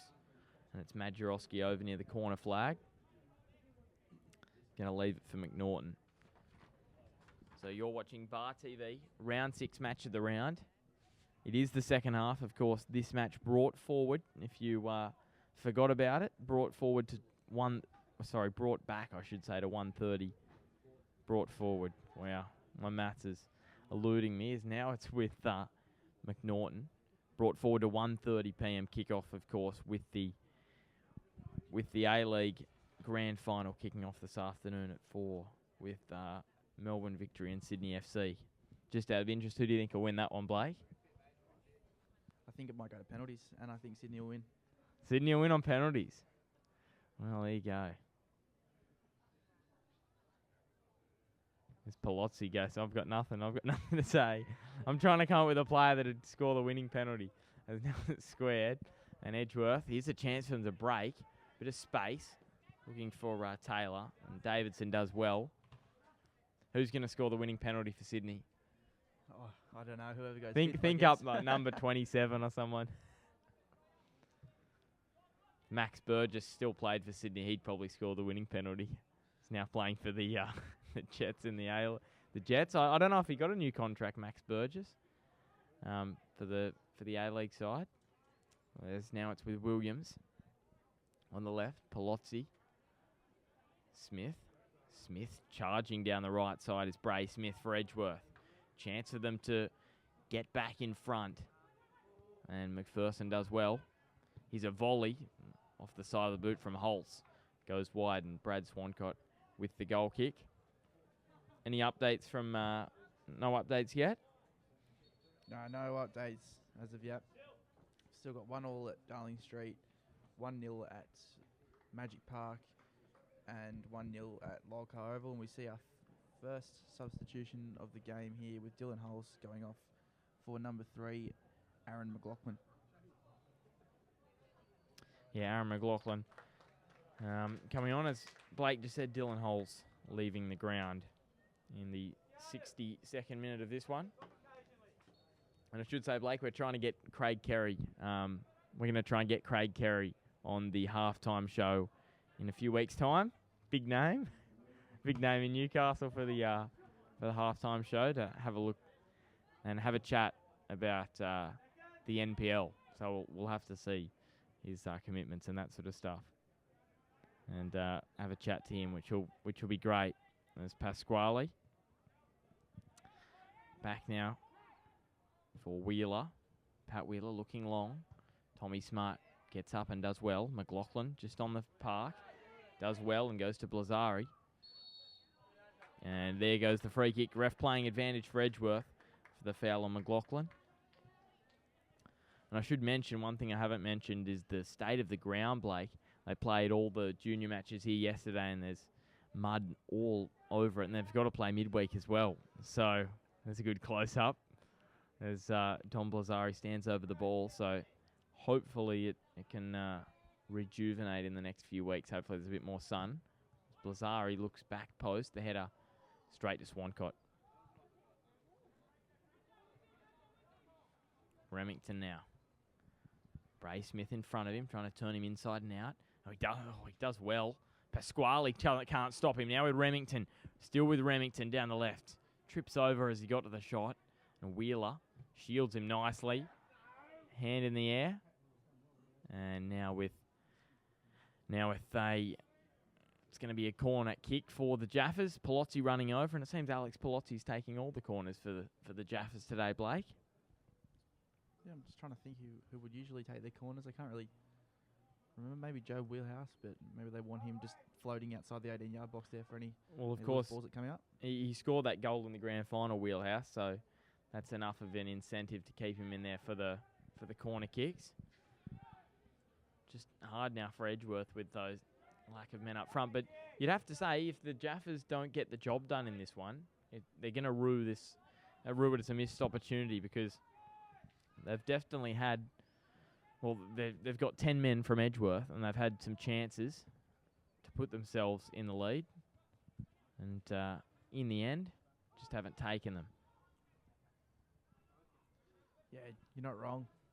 They definitely haven't, but we're only 20 minutes into the second half, so there's still 25 plus stoppage time to go. So it's a long time yet for both sides. Great view up here at Edgeworth at Jack McLaughlin in the little clubhouse, in the second tier of it, top story. Great to be here and a great view. And it's always great coming here as McLaughlin now. He's got a free man in the middle of the box. McLaughlin squares it. There's the shot, and it's in the back of the net. It's Keanu Moore with his second goal in 2 weeks. And Edgeworth go ahead by 2-1 with only 10 men on the park.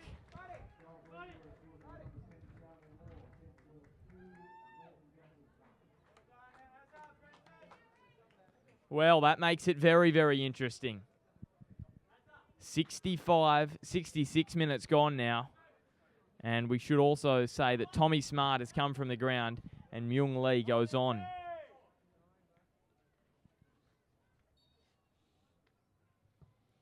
And now with Palozzi across to Remington. And again, the Jaffers don't take their chances and concede on the break. McLaughlin. It's a lovely ball to Keanu Moore, who, as I said, grabbed the second goal last week against Adamstown and slotted that one home this afternoon. Is it Michael Bridges' time, do you think, Blake? Yeah, I'd definitely say so. With only 23 minutes remaining in the game, I think it'd be very beneficial to get him on the park. Here's Myung Lee now, McNaughton, and back to Myung Lee. So what do you think the change? Do you think Tom Smart will just stick with it now? As here goes Brodie Taylor down the left for Edgeworth, keeping it in nicely, trying to get around Davidson. Yeah, what do you think's the thinking behind Tommy Smart coming from the ground and Myung Lee going on? Oh, my guess it would be a planned thing. You know, he's just come back from injury, so maybe 90 minutes isn't available for him yet. There's no advantage out there. How's there advantage out there, you? Shake your head. What? Will you give him advantage when he's run away from in front? Come on, Bryce. Come on.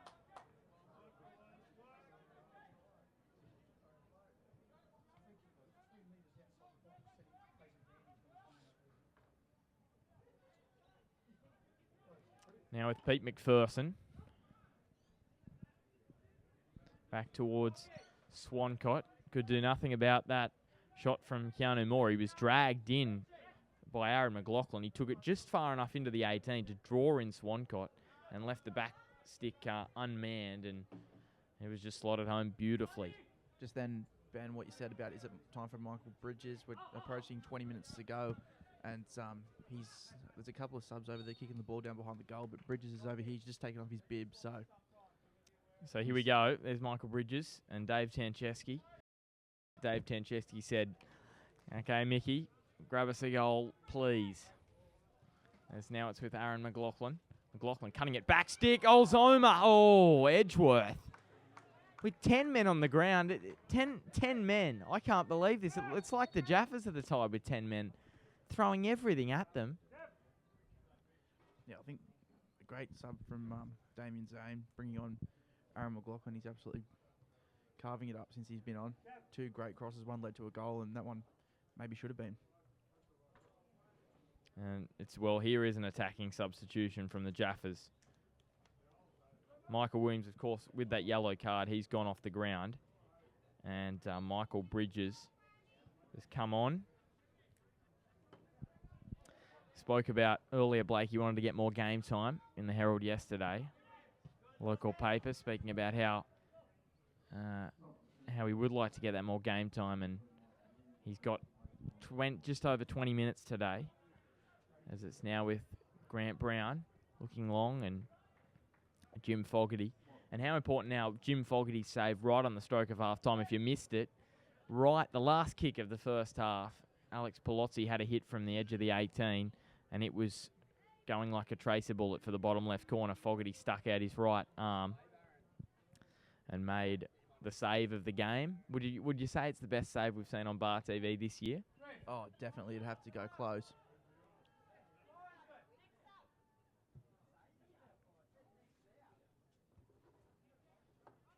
Bit of confusion down there on the sideline with substitution from the assistant referee. But going back to what you said, we'll just go to this break and play. No, nothing eventuated. Yeah, I think it's going to be extremely crucial if Edgeworth win this game. I talked just after halftime about Lambton would have come out with a lot more confidence in the second half had they scored that goal, but he kept them in it, and now they're ahead.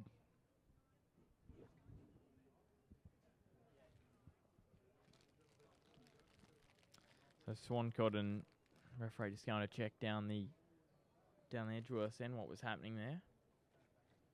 And it's going to be a throw for Luke Remington. And we're going to have a substitution. Aaron Pritchard is going to come on. And coming from the ground, just get the number plate, is Keanu Moore, who grabbed the goal in the 65th minute. So Keanu Moore coming from the ground. Aaron Pritchard on. Jim Fogarty.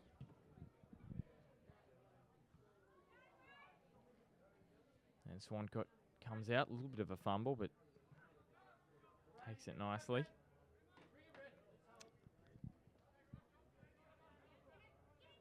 Grant Brown now down the right side. Probably the most exciting game we've done on Bar TV this year with McPherson. Plenty of shots, plenty of action, and definitely two great sides to watch go at it here in the attacking sense. Bridges now. Myung Lee. Back to Michael Bridges. Now for Wheelhouse. Wheelhouse to Myung Lee. Myung Lee looking to go inside. Wheelhouse. Bridges. Only looks wide. And there's no one there. Myung Lee didn't seem to be reading off the same playbook as Michael Bridges did there. Myung Lee played in the K-League in Korea. And first season this year with the Jaffers. Still with Lee.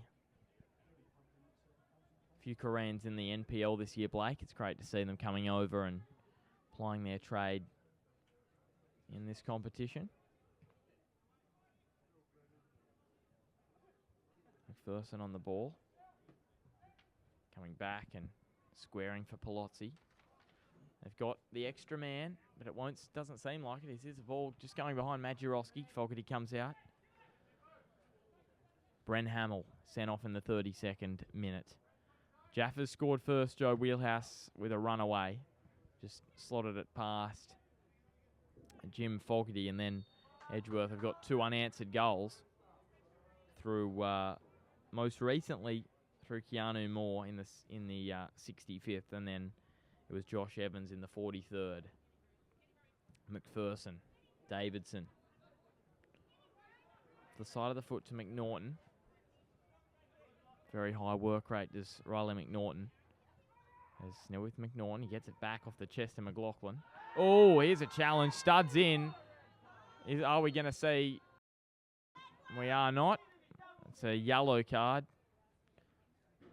The Edgeworth locals calling for a red card for Riley McNaughton. Was it the correct decision there, Blake, with just the yellow? I had my head in my phone going through Twitter looking for updates from other games, so I honestly didn't see it, so I'm not going to... Well, I did a match in round 5, at round 5 for New FM the week before the NPL started. It's a bit of a practice, and there was probably a challenge identical to that we saw, and it was a red card given out to Serta from Lake Macquarie. So maybe it was, and he actually lost the ball. So he lost the ball, tried to get it back, studs up, and it was a red card. So interesting. Edgeworth fans wanted the red card, definitely. They're already down to 10, and that would have made it all the more interesting over the final 15 minutes. This match has flown by. 75 minutes gone. Cross on the other side of the ground. Down the line looking for Olzoma. Myung Lee with the pressure on him. Still, it gets away from Myung Lee. Olzoma now squares it back.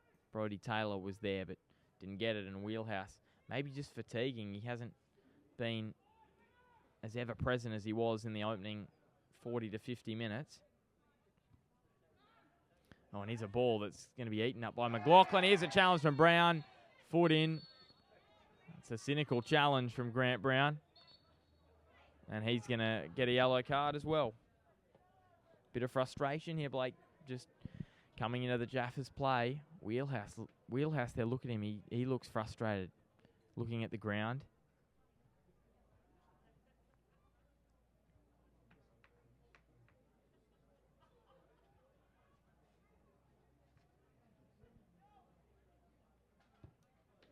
Looking long and back. Olzoma.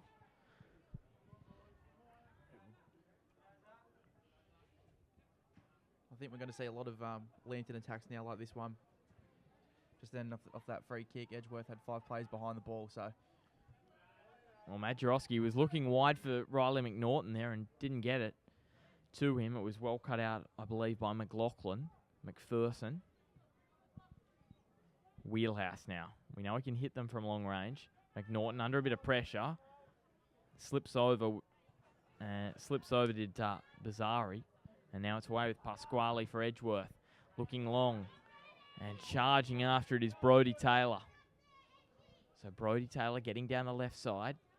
Can he look in? And it's with Myung Lee. Just clears it over the sideline. Just as that's cleared, we've got a substitution for Lambton about to take place. Hucken Carnley's about to come on.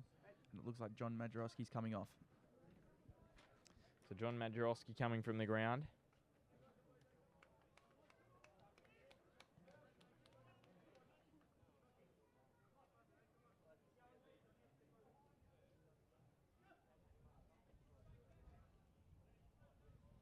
Playing in Michael Sessions, number 19 today, John Majorowski, which is interesting.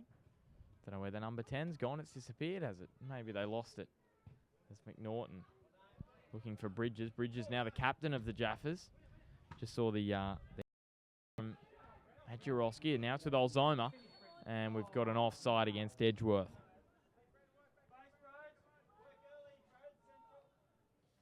Of course, Hucken Carnley is a Australian futsal player and played in the Futsal World Cup in Belgium this year. He's back now for the Jaffers, so definitely an attacking move again from David Tancheski, the Jaffers coach. Looks down the line. Pat Wheeler getting back, Remington after him, but just goes over the byline.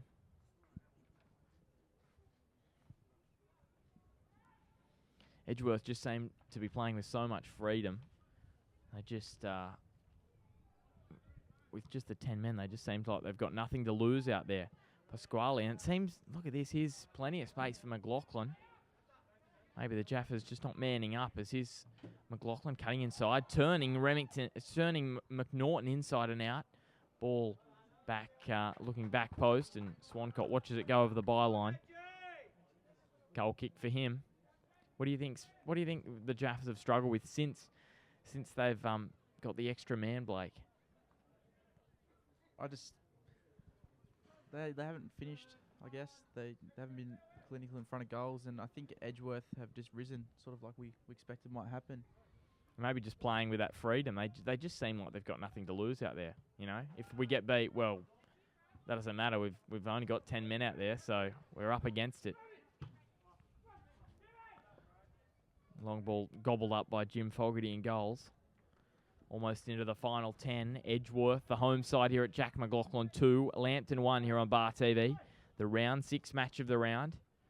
A reminder, we've got Wednesday night, South Cardiff and Charlestown from Lyle Carr, 7 p.m. And next Friday night, we've got, this Friday night coming, we've got the Jets Youth taking on Broadmeadow Magic at Magic Park. So a big week of action in the NPL on Bar TV. Replay match and then round 7. As here's Hucken Carnley over on the left. Be pretty quick, considering that very quick over a short area with that Australian futsal player. As we know, as here it's been taken by McLaughlin. Edgeworth turning defence into attack. Nice ball away to Taylor. Brodie Taylor down the left. He's got time. Taylor steps over it. He has a hit and he skies his shot over the Lambton goal. And this, I just cannot believe that it's deflected off Wheelhouse, so it will be a corner kick. But this is watch, because Lambton should be down the other end dominating Edgeworth, and Edgeworth are just all over the park this afternoon. Yeah, aren't they ever? I think, as I said before, the substitution of Aaron McLaughlin's definitely put them on top. It was a great substitution. He's been the player of the match so far, in my opinion. Aaron McLaughlin has been awesome out there. It's now with Pete McPherson going after it. Oh, taken off him. Edgeworth just seemed to have that more desire. Maybe Lambton just took their foot off the pedal when the red card occurred. Went to Bren Hamill in the 32nd. Olzomer on the right edge of the 18. And it's going to trickle over the byline. It does. Does that happen, Blake, sometimes that you get a red card from your opponents and maybe you sort of take your foot off the pedal a bit? Yeah, I guess you think that you've got an extra man advantage, so it's going to be a little bit easier. But the other team always seems to rise, and that's where teams get caught, I think. They've risen today. I should say number 10 is Alex Palozzi today, so Majorowski's done a bit of a switch. So number 8, trying to see maybe they've lost the number 8. Find it for this one, the Jaffers.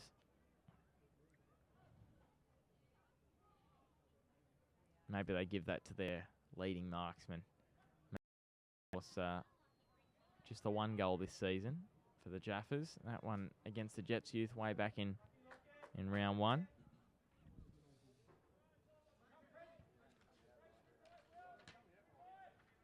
Rolling McNaughton with a couple and Palozzi with 3. For the Jaffers last year, their away record, they played 8, 5 wins and 2 draws.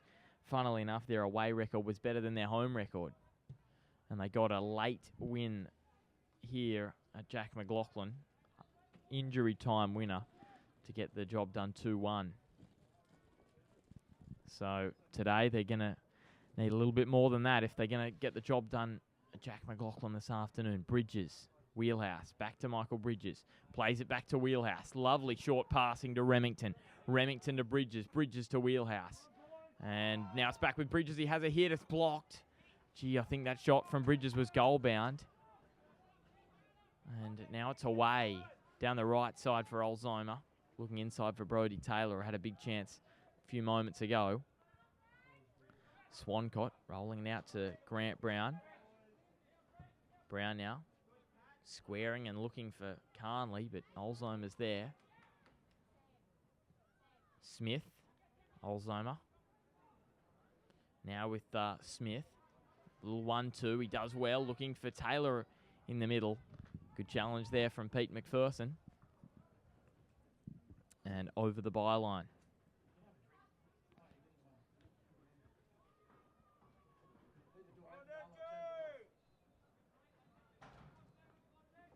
Thanks for joining us on Bar TV. Second half action. Early start this afternoon because of the A-League Grand Final. Sydney and Melbourne this afternoon down in Melbourne. And that corner's gone straight into the side netting. Swancott goes to McPherson. Michael Bridges over on the left side. Probably actually really when you're trying to chase the game. He's not the quickest player, Michael Bridges. Sort of players like Huck and Carnley are more of use in these final moments. Bridges probably better as a striker to stay out there for a long period of time and snap a one with the head. Knock one into the back of the net, over the sideline.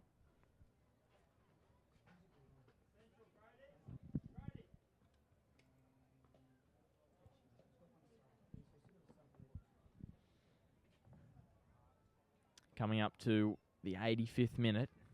Edgeworth with the 2-1 lead over Lambton. And Bridges not happy at all with that free kick going the way of the home side Edgeworth. Not the biggest crowd in this afternoon at Jack McLaughlin, just looking around. We seen some massive crowds at Western, of course, Adamstown, that match against Hamilton, there was a big crowd in there, so interesting. Maybe the early start, not quite sure, is looking near stick and Swancott watching that one roll by. We're into the final 5 minutes of normal time, so definitely time now for Lambton to throw everything at it. Here's Kevin Davidson. Down the right side, looks for Grant Brown. Now for McNaughton, looking back for Brown. Aaron McLaughlin just running after it. Goal scorer Josh Evans goes down to the sideline. Holding off Grant Brown. Still with Evans. Maybe he's just going to wait for him to foul him or knock it over the sideline. He does. Goes over the sideline. And is the throw going to go the way of Edgeworth? I believe it is.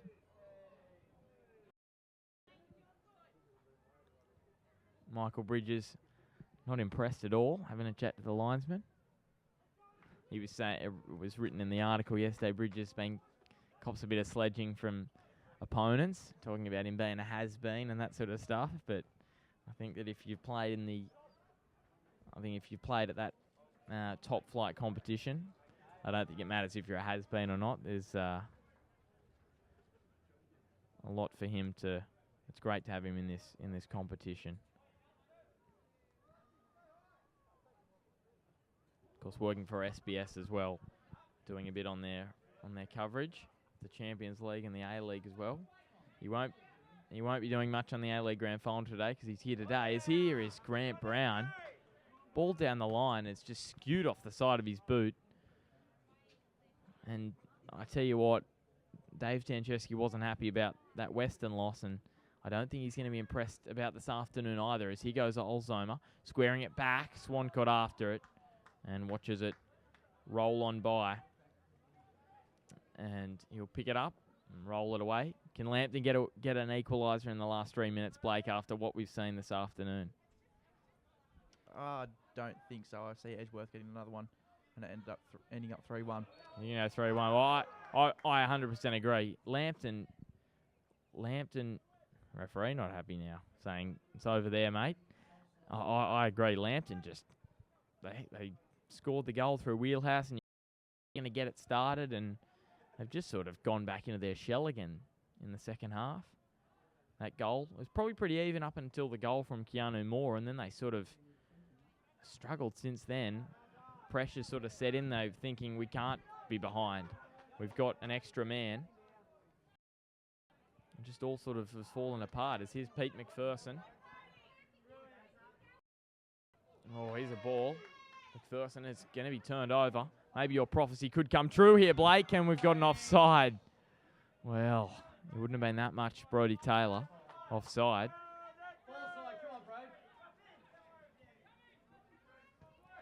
Pete McPherson, back to Myung Lee. Now for Wheelhouse. Wheelhouse going across the ground towards Grant Brown. Can he put it? He plays it to Bridges. Michael Bridges now on the right. Squaring it back for Wheelhouse. He couldn't get his head to it. And Smith has got it on the right. So Bridges with a little cute chip towards Wheelhouse. 2 stars of the competition lining up. And that mud on that far side of the ground.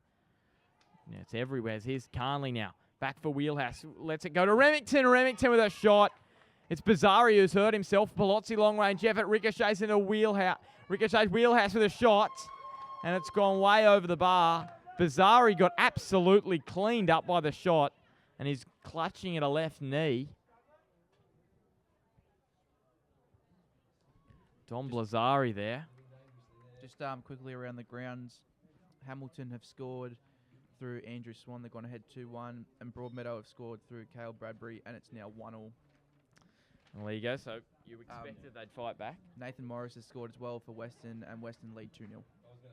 So Western probably put the glasses down on that one. But Broadmeadow and South Cardiff don't don't give up on that one yet. They only started at 2, so they've still got a fair bit of that one to go. So thanks for joining us this afternoon at Edgeworth. It's been great to have your company this afternoon, and still got a few moments to go. You'd sense a little bit of injury time to go. As Blazari's going off the ground, after he got cleaned up by that shot from Remington, and then Palozzi had a shot. Referee unimpressed with what's happening. He wants the kick taken again by Fogarty. Blazari hasn't been let back on yet. He's just gone off, so they're going to have to play with 9 men now, Edgeworth. No, he's gone back on, so Blazari running back on now. 17, there he is. Aaron McLaughlin next to him, number 3. He's been awesome this afternoon. After coming on early on in the second half, Aaron McLaughlin, the 62nd minute. Hucken Carnley. How much added time is the referee going to allow? He looks for Remington. Wheeler with the foot in. Smith now. And over the byline. So a throw goes the way of Joe Wheelhouse's men.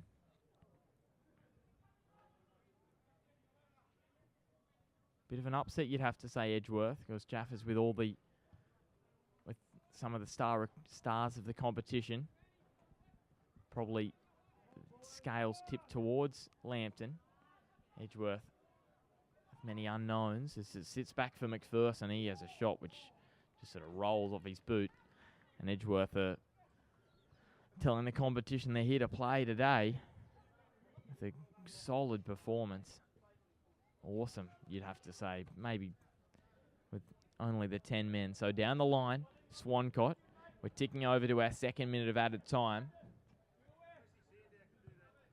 Swancott now. Reminder at the end of the game. Here's Blazari. It's been great today, Don Blazari. Reminder that the halftime show, of course, we show that today. And here's Blazari again doing the job with the left boot up the line. Looking for Brody Taylor. Yes. Around the grounds again. Broadmeadow have gone ahead through Cale Bradbury, so he's got a double. Scored on the hour mark. So Cale Bradbury with a double. That's going to be interesting. Edgeworth just hoofing it downfield. Just swinging at everything. It's like the final over of a 2020 match. Having a swipe at everything that comes their way. Carnley tried to put on a little move on Smith, and that is full time. So Edgeworth get an upset over Lambton, and they take this one 2-1. While they played the majority of the game with just 10 men. Bren Hamill sent off in the 32nd minute. Blake, a great performance from Edgeworth. Jaffers, very disappointing. And what was your wrap-up on the game? Yeah, a well-deserved win from Edgeworth. There was only one team that deserved the 3 points today, and that's the Eagles. A good performance at home. I think Lambton will see that as 3 points lost. Certainly, they should have won that game. But again, on Bar TV, we see a Lambton Jaffers 2-1 loss to the home side. So a good game. I think it was, as we kept saying, it was a lot better than last week. The second half was almost as good as the first, which was going to be a challenge for it. But they've all done well. Some pretty good goals. Obviously, we had Wheelhouse. No, we didn't. Yes, we did. Wheelhouse in the 41st minute. Josh Evans scoring a header off of Lockie Pasquale free kick in the 43rd.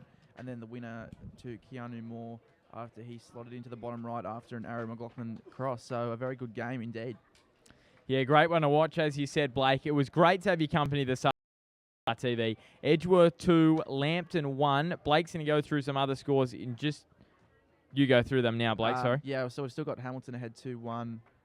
Western up 2-0, and Cale Bradbury has just scored his hat-trick. So he scored 2 goals in 2 minutes over there at Broadmeadow. And it's now 3-1 to Magic over South Cardiff.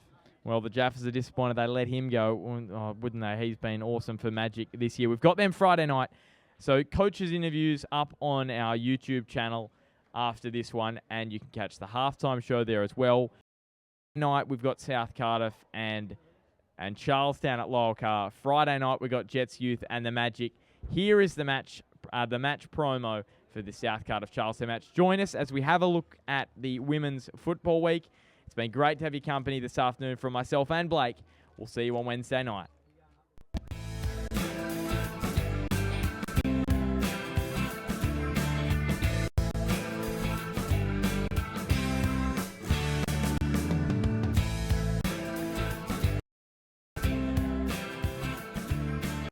Join us this Wednesday on Bar TV for the Round 4 catch-up match between the Charlestown Blues and South Cardiff from Lylecar Oval at 7 p.m. Also, join us for the halftime show for our look back at Women's Football Week.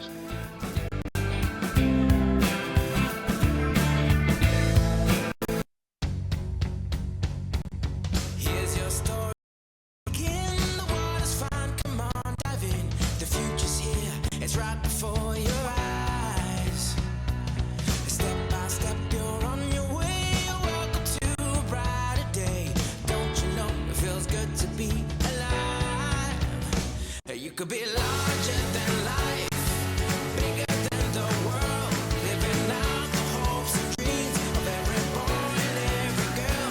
You could fly higher than the sky, shine brighter than the stars. You could have all you ever wanted, and reach for Mars. You know you could.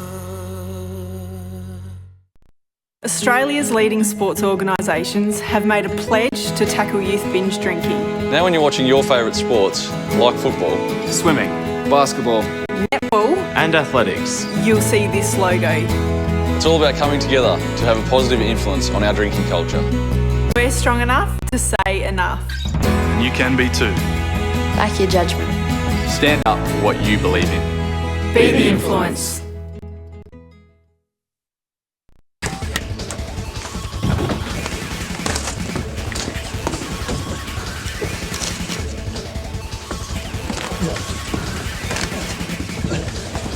Real guys, real sport. Bar TV.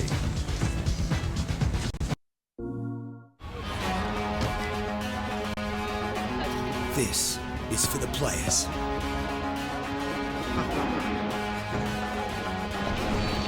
For those that leap into battle in the blink of an eye. For the drivers that compete for their club, no matter where they are.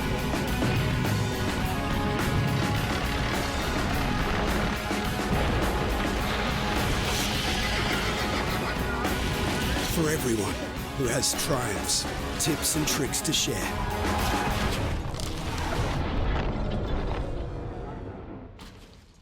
And for those who love to play with complete freedom, this is for the game changers, the innovators. This is for the players.